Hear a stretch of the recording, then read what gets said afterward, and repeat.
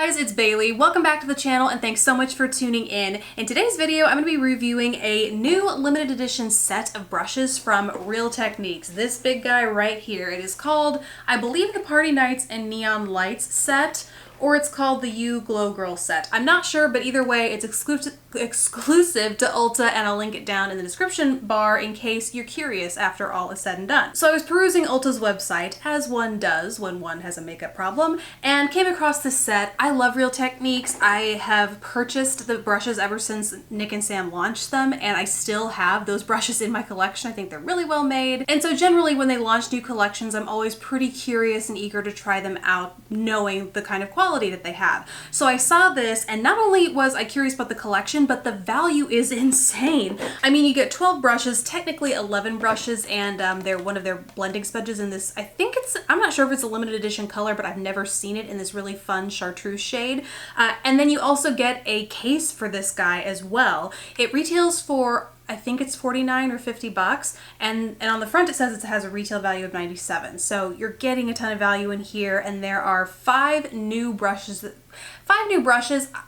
as we go through them, I'll explain how I don't think they're totally unique from what some of Real Techniques already has, but if you, like me, already have a good sized collection from Real Techniques and are kind of wondering if this will add to it or just add clutter to your brush collection or set, know that you are getting some new, never before launched tools from Real Techniques in this too. So let's just go ahead and start running through all these guys, shall we? So first let's start with the foundation tools, or at least the tools that I tend to use for foundation. The beauty behind so many of Real Techniques brushes is that they are specifically made to be multi-use. So really it's whatever you're comfortable with, but these tend to be the products that I use for my foundation. First of which is this blending sponge. Like I said, you get one of these in here in this, what I'm assuming is a limited edition chartreuse shade, as well as a case for it. And this is really nice for when you want to let your sponge dry, but you don't just want it sitting on the counter. The R and the T for Real Techniques in this thing are cut out. So it actually, once you put your sponge in here, there is room for it to not breathe, but basically dry out. So you're not just trapping a bunch of moisture in here, which will only lead to what I'm sure would be mold very quickly on your sponge. So there is a way for it to breathe in here. Keeps it really nice if you're just setting it on your counter, waiting for your sponge to dry, or if you're traveling and you don't want to get the rest of your stuff wet and makeup-y, because so often I'll put my foundation brush in my makeup bag. In fact, here, I was just traveling, and what was once a clear bag is now kind of caked with all of my makeup products. So this is a good way to keep your makeup on your tools from getting all over everything else. Then there is the buffing brush, which I'm actually a longtime fan of. This is the original buffing brush I bought when they first came out with like their core face collection set. I love it so much. And what I found is, I'm not sure, this set is limited edition. I'm not sure if the brushes are reflective of what the permanent brush is, but there is a definite difference between the original brush I have and this one. This one is softer, the bristles are a little less rigid, and in general the cut is slightly different. You can see that this one has more of a rounded top, whereas this is kind of a mix between a rounded top and it's like a rounded kabuki almost. So again, I'm not sure if this will always be the permanent one, and this is just the limited edition buffing brush here.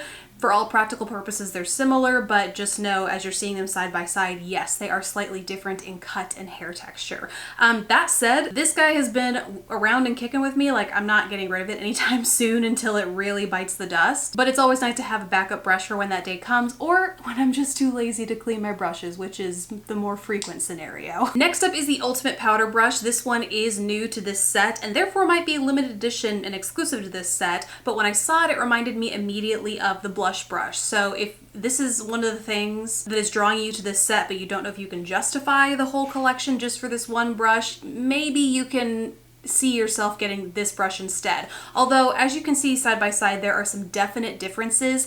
Not for the most part, in many cases, I find that they can do similar things just slightly differently. Across the board, I find both of these are good at applying powder to the face. The blush brush specifically, though, is a little bit more tapered, so it gets in that under eye area for setting that a little bit better than the Ultimate Powder Brush does. However, because the powder brush is a little bit less densely packed, I mean, it's dense, but because it's not as tapered, it's not as concentrated as the blush brush, so the powder brush is a little bit better in my opinion, at really dispersing and buffing out product in a less concentrated way, if that makes sense. I think that's not how I wanted to say that.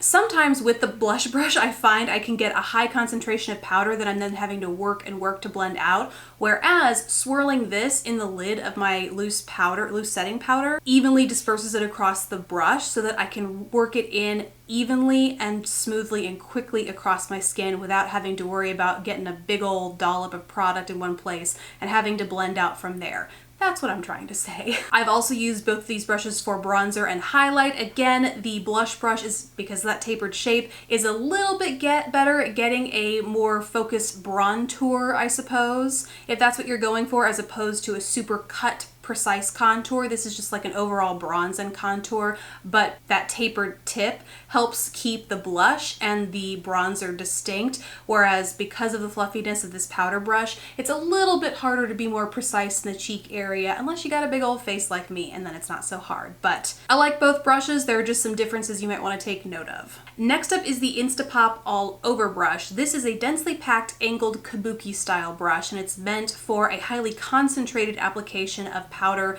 blush, and highlight products. That's what this description says, but honestly, I think you could use it for liquid, powder. I think in the demo I actually recorded myself applying bronzer. I find it's a really nice shape for my cheekbone area because it has that tapered cut to it that it just fits in there really, really nicely. It's dense enough to pick up a ton of product. Like when they say concentrated, that's kind of the key word to look out for. Because this is so densely packed, it's gonna pick up a lot of product, so you have to be prepared for the level of pigmentation you're going to get and the amount of buffing and blending you might have to do once it's on your skin.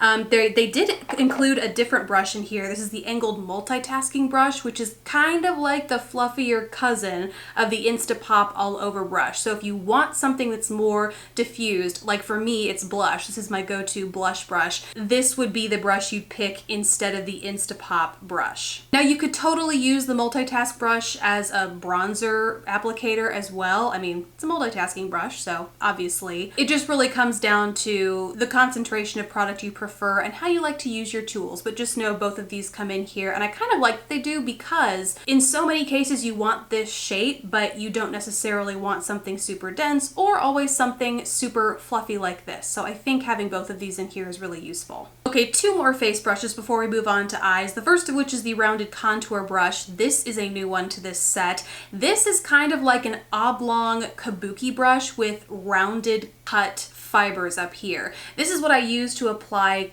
liquid contour to my face today. It does a really good job at buffing that out, and I believe it says, yes, on the back of here, I'm pretty sure it says for application of liquid contour or highlight. This is a really nice brush for that, but I think depending on the base you wear or how you like to work with your products, the one thing about a brush this dense is that sometimes I can find it moves the product around underneath. Like say I'm applying a liquid bronzer, it can sometimes disturb the foundation underneath.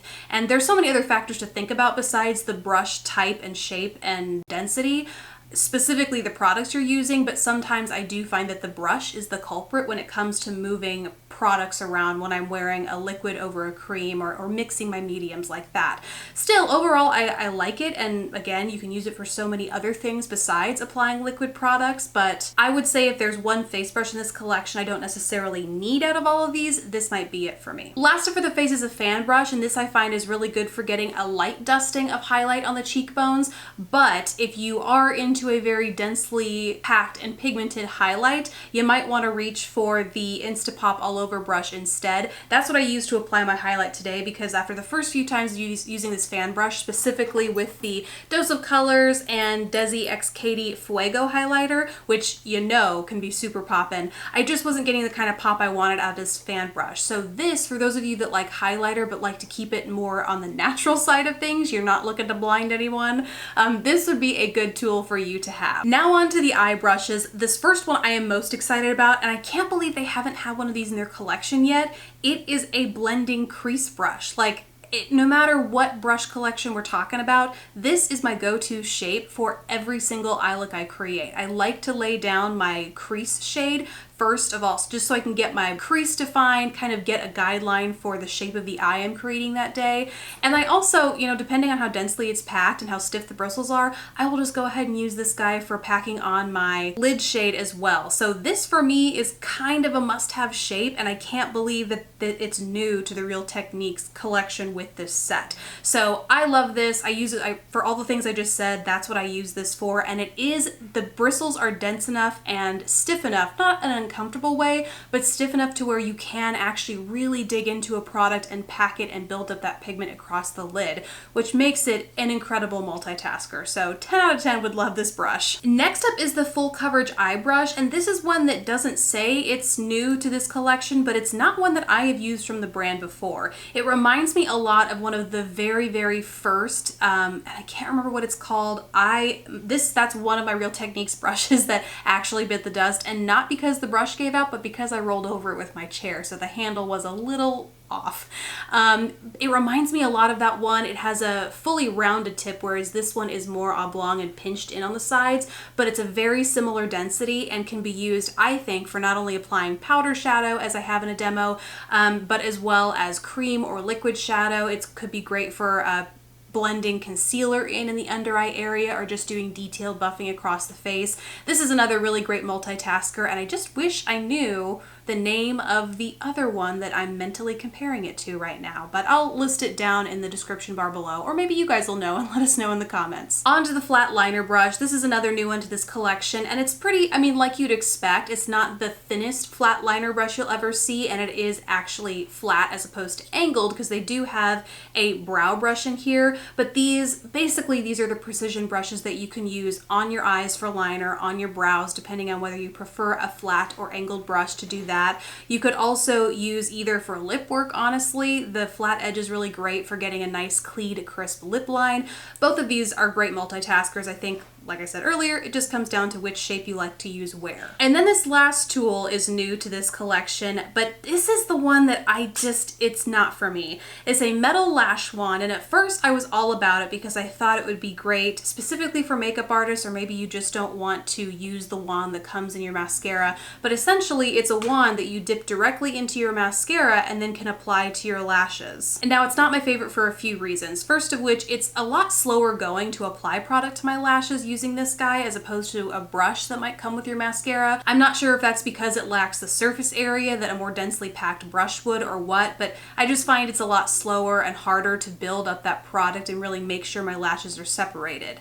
Then when it comes to cleaning, like, I still don't feel like I have this guy clean, even though I took a makeup wipe and like really tried to dig into these grooves. I think there is still product in there, and so to the extent, like I mentioned earlier, you're a makeup artist wanting to use this, I could just see it being kind of a challenge to keep clean and sanitized. And makeup artists, correct me if I'm wrong out there, but I feel like if it's going to be hard for me to keep clean for myself, that would also be the case for clients too. So yeah, this is kind of the one tool in the set that I wasn't super crazy about. I think it's super interesting and I want to love it. Maybe I just don't know how to use it. Let me know down in the comments. But yeah, this is just the one thing that I am not as excited about as I am the rest of it, because besides that, even if you exclude this from everything else in here, I still think this pack is a great value, whether you already have some Real Techniques brushes in your collection, or if you're a first timer. This is totally a full face in one set. So if you're new to makeup, especially new to brushes especially, this is going to be a great gift for someone or for yourself if you're just kind of poking around and exploring in the brush arena. Otherwise, there are those new brushes in here, some of which I really love, specifically that, you know, domed crease brush.